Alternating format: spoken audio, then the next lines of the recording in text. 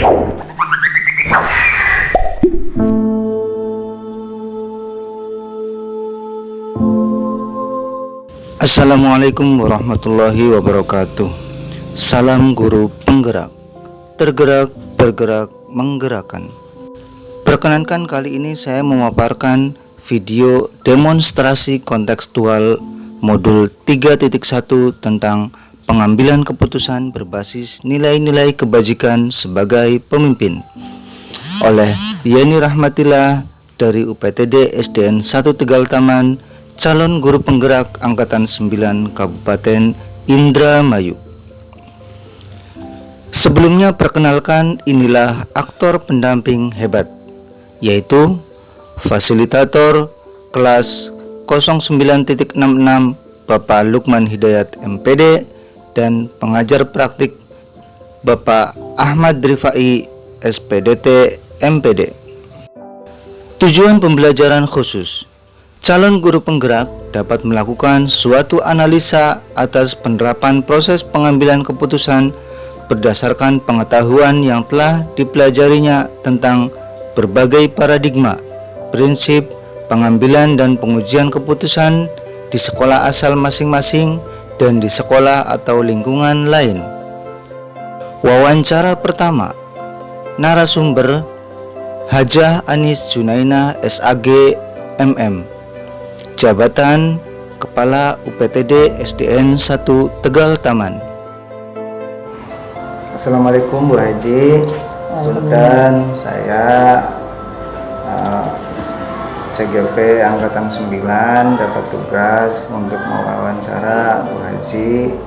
Dalam hal ini adalah wawancara dengan pimpinan sekolah terkait pengambilan keputusan. Nanti hasil wawancara ini untuk mendapatkan sebuah wacana tentang praktik pengambilan keputusan yang selama ini dijalankan, terutama kasus-kasus yang dimana nilai-nilai kebajikan saling bersinggungan atau untuk kasus-kasus dilema etika yang sama-sama benar. Kalau boleh tahu, mohon namanya siapa Bu Hajah? Hajah Anis Junainah. Oke. SAG MM. Jabatannya Bu Hajah? Jabatan sebagai kepala sekolah di UPTD SDN 1 Tegal Taman. Oke. Selama ini bagaimana Ibu dapat mengidentifikasi kasus-kasus yang merupakan dilema etika atau rujukan moral? Ya, untuk dapat mengidentifikasi kasus tersebut maka perlu memahami makna dilema etika dan rujukan moral. Dilema etika merupakan situasi yang terjadi ketika memilih antara dua pilihan yang secara moral itu benar. Sedangkan rujukan moral merupakan situasi yang terjadi ketika harus membuat keputusan benar atau salah. Oke. Selama ini bagaimana Ibu menjalankan pengambilan keputusan di sekolah, terutama untuk kasus-kasus di mana ada dua kepentingan yang sama-sama benar atau sama-sama mengandung nilai kebajikan, Bu?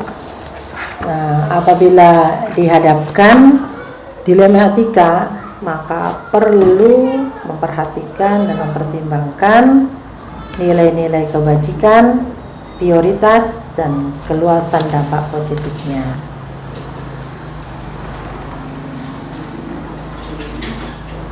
Biasanya langkah-langkah atau prosedur seperti apa yang biasa Ibu lakukan selama ini, Bu?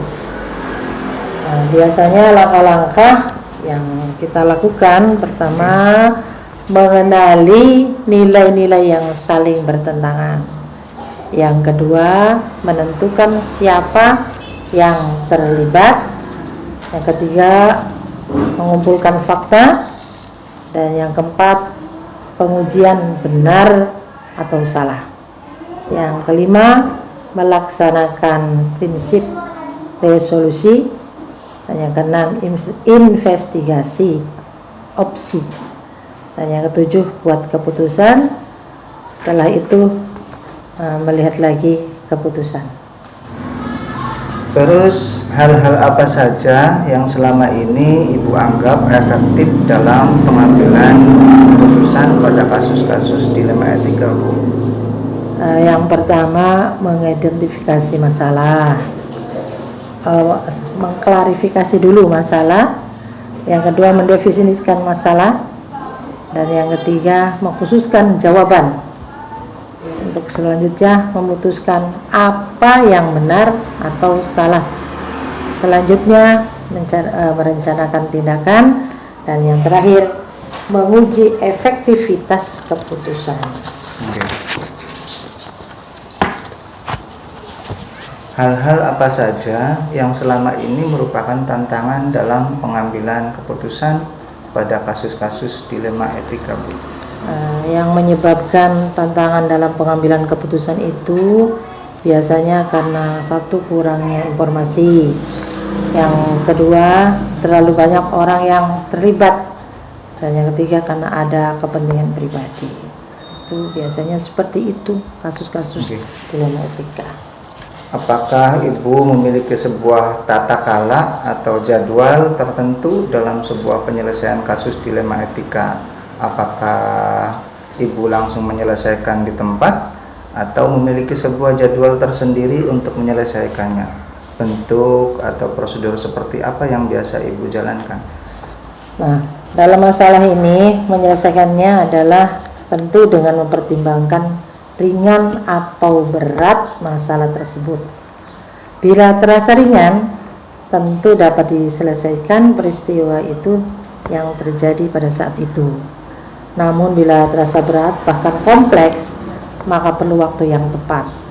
Sambil menunggu waktu yang tepat, maka perlu melaksanakan langkah-langkah dalam pengambilan keputusan. Adakah seseorang atau faktor-faktor apa yang biasanya mempermudah atau membantu Ibu dalam pengambilan keputusan dalam kasus-kasus dilema etika ini? Untuk menyelesaikan suatu permasalahan, bisa meminta pendapat dari seseorang atau juga perlu memahami faktor-faktor yang mempengaruhinya. Beberapa faktor yang mempermudah diantaranya agama, sosial, ilmu pengetahuan, dan pekerjaan yang menjadi jalan dalam penyelesaian suatu masalah. Terakhir nih Ibu Hajah, Ya, dari semua hal yang telah disampaikan, pembelajaran apa yang dapat Ibu ambil, Ibu petik dari pengalaman pengambilan keputusan dilema etika ini? Pembelajaran yang dapat dipetik dari setiap permasalahan dilema etika tersebut dapat meningkatkan nilai-nilai kebajikan, dapat membantu sesama dalam menyelesaikan suatu masalah, dan menghargai apapun keberhasilan seseorang. Itu pengambilan keputusan berdasarkan pengalaman yang bisa dipetik. Terima kasih sekali Bu Hajah atas luangkan waktunya untuk kami. Bahkan kami mohon maaf karena telah mengganggu waktu dan kesibukan Bu Hajah.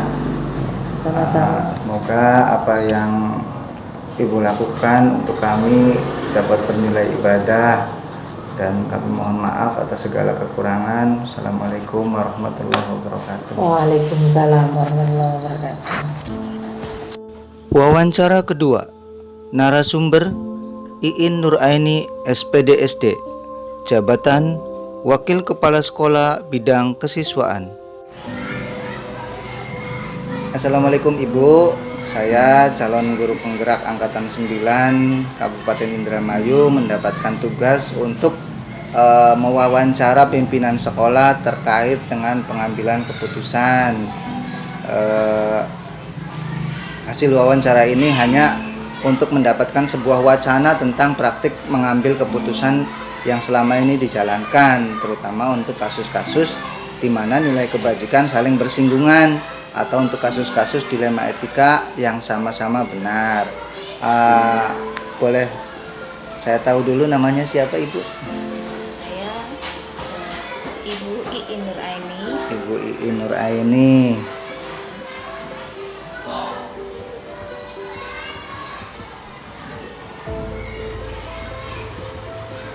Jabatannya apa Ibu? Kebetulan saya sini sebagai Wakasek Kesiswaan.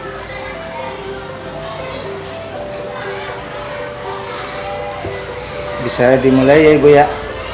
Oke, untuk selama ini bagaimana Ibu dapat mengidentifikasi kasus-kasus yang merupakan dilema etika atau bujukan moral? Untuk mengidentifikasi kasus-kasus tersebut, sebelumnya kita harus memahami dulu apa itu makna dari dilema etika dan bujukan moral tersebut. Oke. Selama ini bagaimana Ibu menjalankan pengambilan keputusan di sekolah Ibu, terutama untuk kasus-kasus di mana ada kepentingan yang sama-sama benar atau sama-sama mengandung nilai kebajikan? Sebelum menyelesaikannya, kita harus memperhatikan dulu ya, memperhatikan dan mempertimbangkan dari nilai-nilai kebajikan, prioritas, dan keluasan dalam positifnya.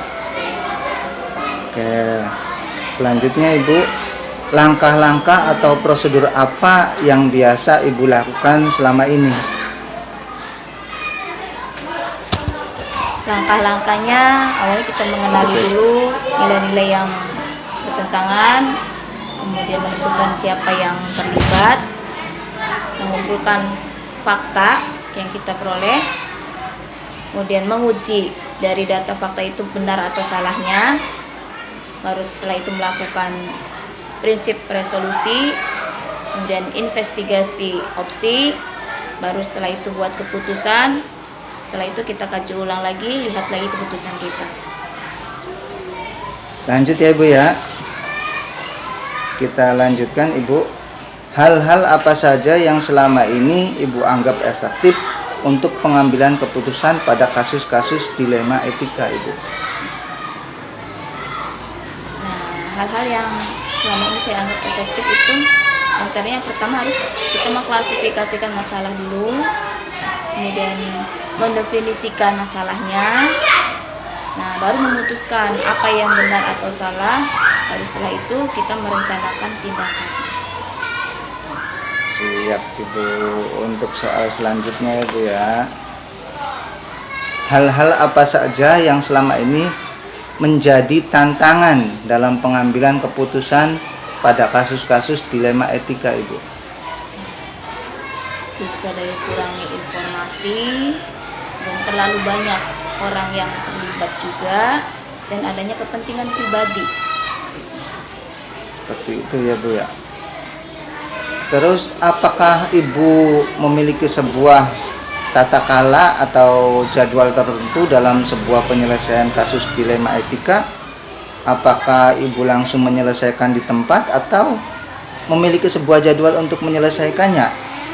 Bentuk atau prosedur seperti apa yang Ibu jalankan? Kalau untuk itu tergantung permasalahan yang kita hadapi. Apakah masalah itu ringan atau berat? Jika masalah itu ringan, mungkin kita bisa menyelesaikannya di waktu itu juga. Namun jika masalah itu berat dan kompleks, maka kita perlu waktu yang tepat untuk menyusun langkah-langkah dalam penyelesaian masalah tersebut. Iya. Terus adakah seseorang atau faktor-faktor yang selama ini mempermudah atau membantu Ibu dalam pengambilan keputusan dalam kasus-kasus dilema etika Ibu? Kita bisa meminta pendapat dari seseorang yang kita juga perlu memahami faktor-faktor yang mempengaruhinya. Bisa saja itu dari agama, dari sosial, ilmu pengetahuan, dan juga pekerjaan. Itu bisa menjadi jalan dalam menyelesaikan suatu masalah. Pertanyaan terakhir Ibu, dari semua hal yang telah Ibu sampaikan, pembelajaran apa yang dapat Ibu petik dari pengalaman Ibu dalam mengambil keputusan dilema etika?